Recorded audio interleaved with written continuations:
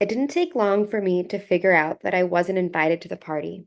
I got off the bus and saw my friends under the tree where we all stood every morning before the first bell. There were six of us: Teresa, Becky, Barbara, Carol, Kim, and me. I can't even say that we were close friends. We'd come from different elementary schools and never fit in with the middle school jocks, popular kids, or nerds. We were just washed up under a tree in front of the library. The circle seemed tighter as I approached. The fluttering of small white envelopes being stuffed into backpacks and binders gave it away. I knew as well as the entire universe that Bridget's party was this weekend. Bridget was one of the popular ones. She was thin and wore clothes that looked like they came straight from the pages of magazines. She had that hair, red, and cut into a perfect page, smoothed into a bowl around her face, and every shade of shoes to match even the wildest outfits. She had a select group of followers who squealed and hugged each other between every class as if they hadn't seen each other in years. We all wanted to be like her, and being invited to her party meant elevation in the school popularity order. To not be invited meant being a loner. My stomach churned, and I hoped that Bridget was still holding an envelope with my name on it to be delivered later. But my friends' shuffling feet and avoiding eye contact guaranteed my fate. Their two eager hellos told me that everybody already knew who was invited and who wasn't.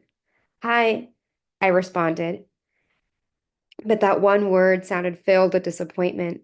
Becky, always the fixer of uncomfortable moments, said, Hey, did you get all the algebra homework done? Everything but the last problem, I mumbled. Here, want to see the answer? Maybe out of guilt, she flipped open her binder before I could tell her it didn't matter. I pretended to be interested in her calculations, but my head swam with the sinking feeling that there was something wrong with me, that I wasn't worthy. Thankfully, the bell rang and I hurried toward English. When I passed the cafeteria, the gross lunch smells followed me, and I felt nauseous by the time I reached class. But I knew it wasn't from the smell of creamed turkey and overcooked green beans.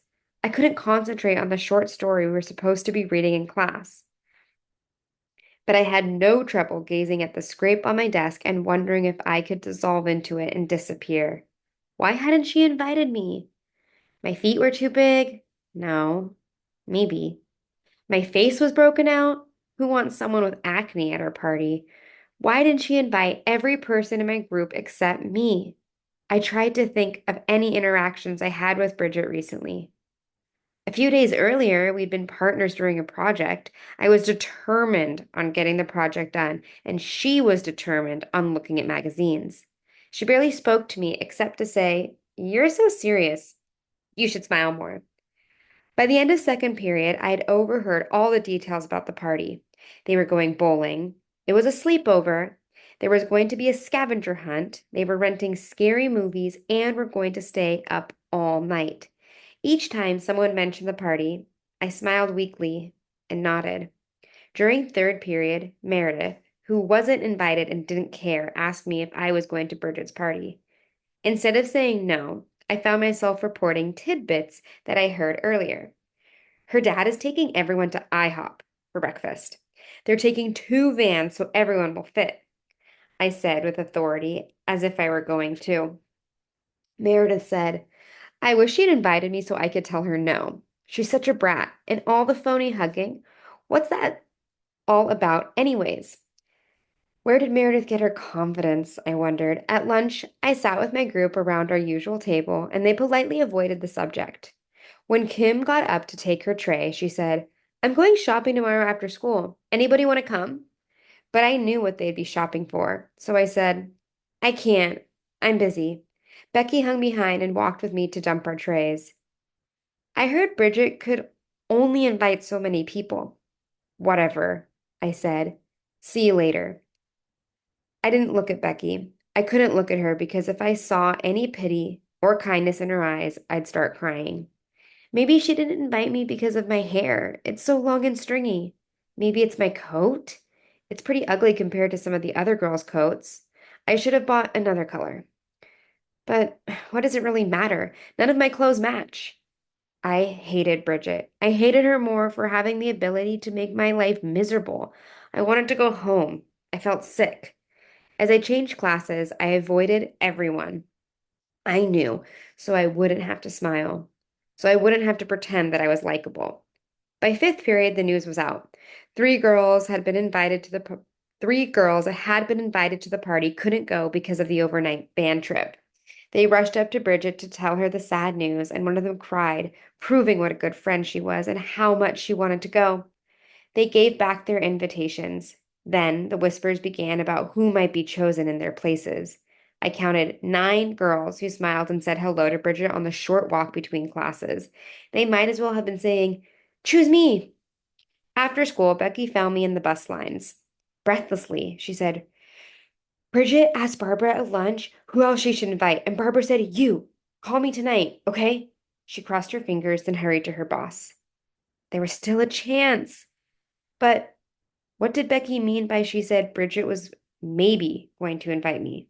Was there a condition? Over all the heads, I could see red hair bobbing toward the bus lines, then stopping.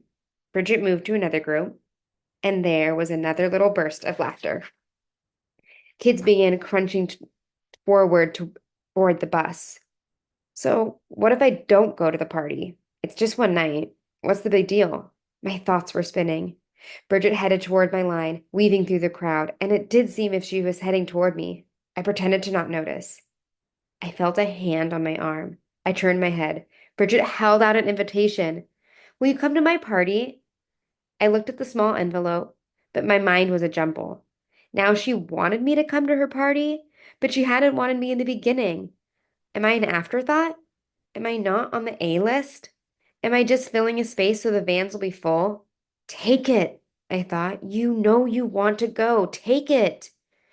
The crowd was moving now, and I was only a few feet from the bus steps. Bridget moved with me, and I inched forward. Still offering the invitation, I looked at the envelope. The original name had been scribbled out, and my name hadn't even been written in its place. If I didn't take it, I was sure that it would go to someone else. I put my I put my foot on the first step of the bus, then looked at her. I hesitated. Someone yelled behind me, "Get on the bus!" I took a deep breath and gave her my answer. And then I smiled.